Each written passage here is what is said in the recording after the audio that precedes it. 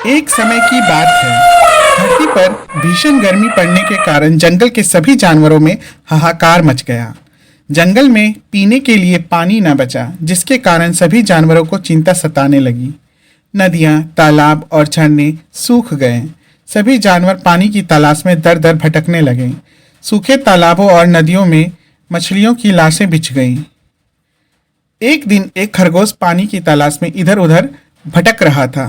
तभी अचानक उसे एक मेंढक दिखाई देता है, जो जंगल में बचे एक छोटे से हरे घास के पत्ते के नीचे चिलचिलाती धूप से बचने की कोशिश कर रहा था।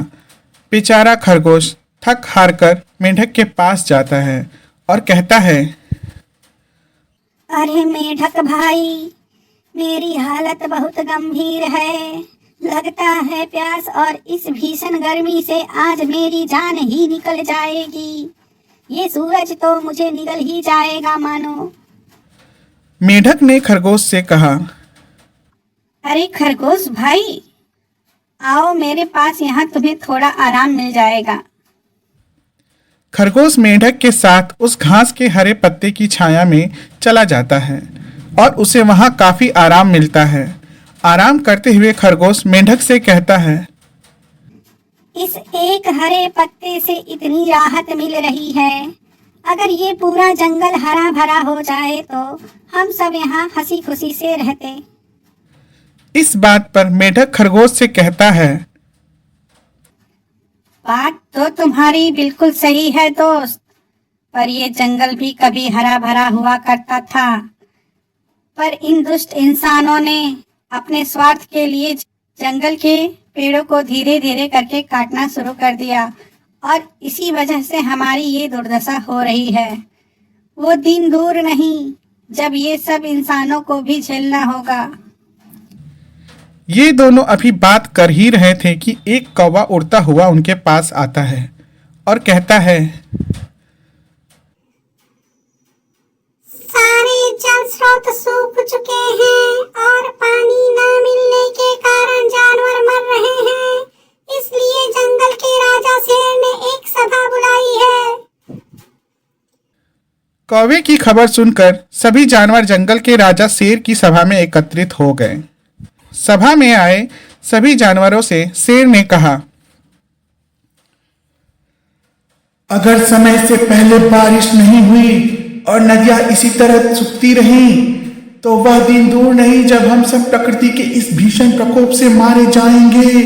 इसलिए हम सबको मिलकर कोई ना कोई उपाय निकालना होगा।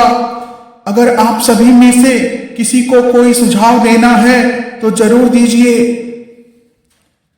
राजा की बात सुनकर सभा में आए मेंढक ने कहा, हे राजन, अगर आज्ञा हो तो मैं अपने विचार इस सभा में रख सकता हूँ। राजा शेर ने कहा, क्यों नहीं, आखिर तुम भी इस जंगल के सदस्य हो और हम सब में से सबसे ज्यादा होशियार। अगर तुम्हारा विचार इस जंगल और इसके निवासियों की जान बचाता है तो यह डूबते को तिनके का सहारा जैसा है। देर न करो, शीघ्र ही बताओ। मेंढक तुरंत बोला, हे राजन, बारिश ना होना प्रकृति का दोष नहीं है।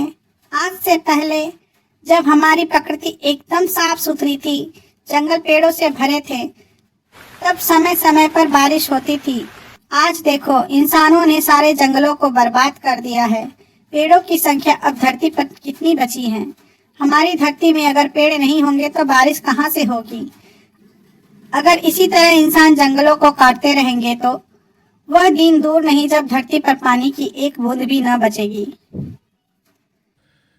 खरगोश भी मेंढक की हाँ में हाँ मिलाते हुए कहा, जी महाराज, मेढक भाई ने तो बिल्कुल सही बात कही है। जब घास के एक छोटे पत्ते से आज मुझे इतनी राहत मिली इस गर्मी से, तो फिर अगर पूरा जंगल हरा भरा हो जाए तो सब ठीक हो जाएगा। शेर कहता है,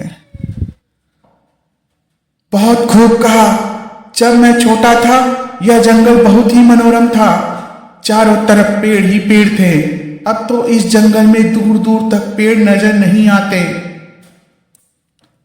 मोटा भालू कहता है, मेढक भाई, क्या तुम्हारे पास इस समस्या का कोई समाधान है?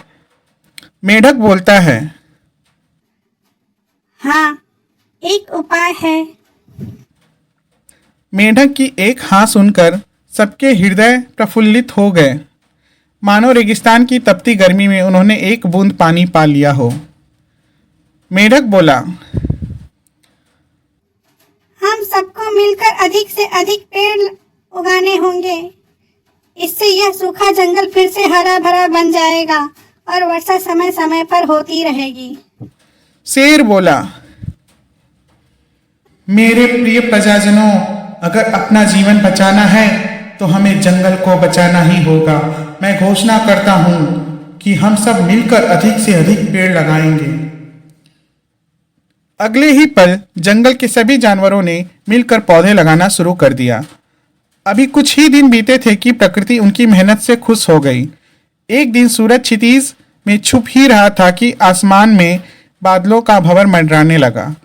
इस मनोरम दृश्य को देखकर सभी जानवर खुशी से उछल कूद करने लगे।